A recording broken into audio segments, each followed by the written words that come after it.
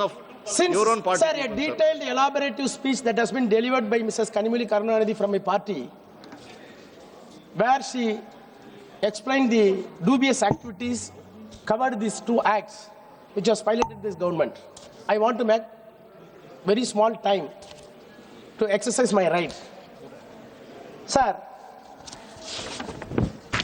I never intended to take part in this debate, but I took a firm decision. I want to say a few words before this House after hearing the speeches of Home Minister and the Prime Minister. Sir, it is very strange.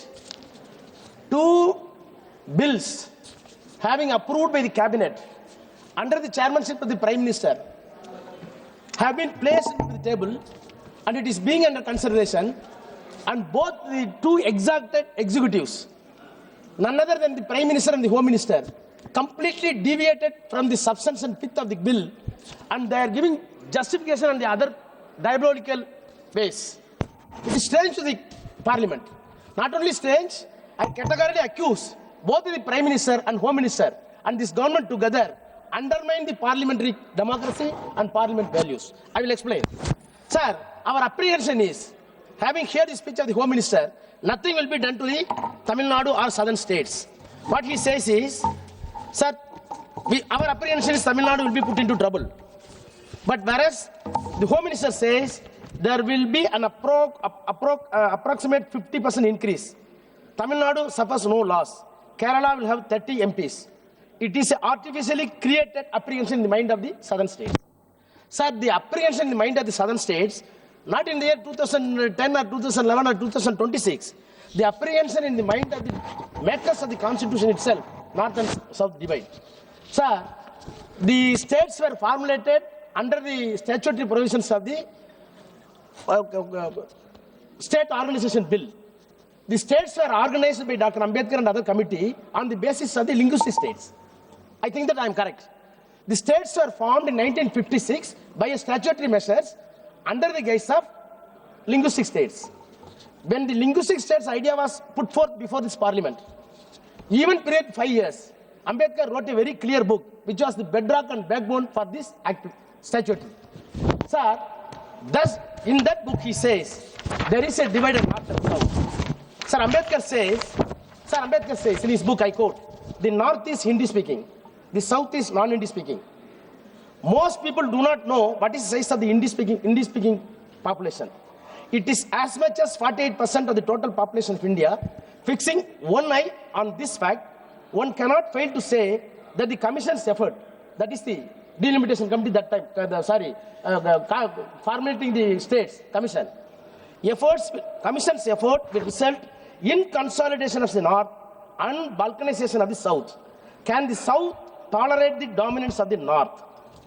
I may now not to be breach of a secret if I reveal to the public what happened in the Congress party meeting when draft constitution in India was being considered on the issue of adopting Hindi as a national language. There was no article which proved more controversial than Article 115, which deals with the question. No article produced more opposition. No article more heat. After a prolonged discussion, when the question was put, the vote was 78 against 78. The tie could be resolved. After a long time, when the question was put to the party meeting, the result was 77 against 78 for Hindi. Hindi owned its place as a national language by one vote. I am stating these facts from my personal knowledge. As a chairman of the drafting committee, I had naturally entered the Congress party included. These facts reveal how much South dislikes the North. This dislike may grow into hatred if the North remains consolidated and the South becomes disintegrated, and if the North continues to exercise a disproportionate influence on the politics of India, and I am quote. Sir, this is the disproportionate influence which was attempted by the North on the southern state, not by me, leader M.K. Stalin. It was a statement by Dr. Ambedkar in the committee. So now, in the background, you see the answer given by the Home Minister.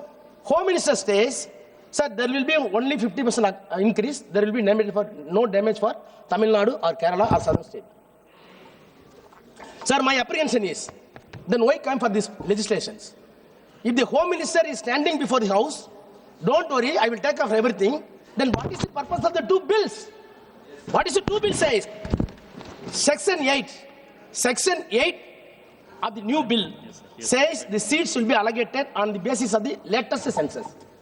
Section, sir, very important. Section 8 says the seats will be allocated on the basis of the latest census. That is the bill introduced in the House. But what Constitution says? Constitution says, Article 81, Clause 2, there will be the number of seats. For the purpose of Clause A and 1, there shall be allotted to each state a number of seats in the House of the people in such a manner that the ratio between the number and the population of state is so far as the practicable and same for all states.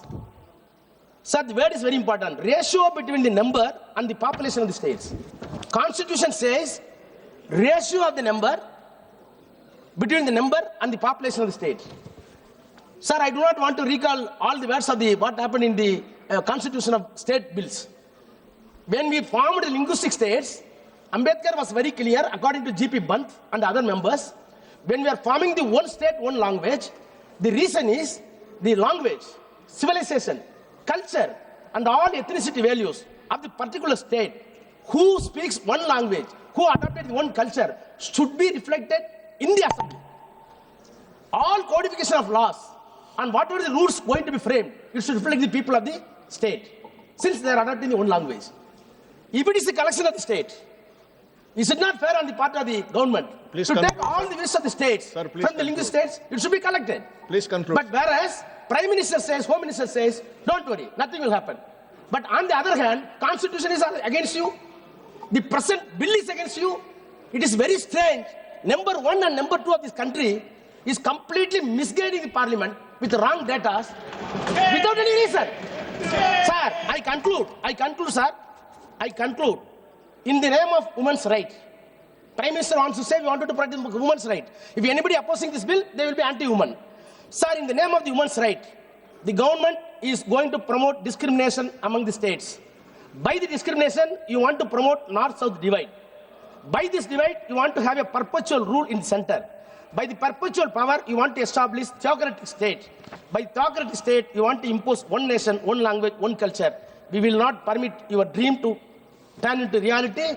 Our state, our Chief Minister will not permit to the Tamil Nadu. We will oppose it. Thank you, sir.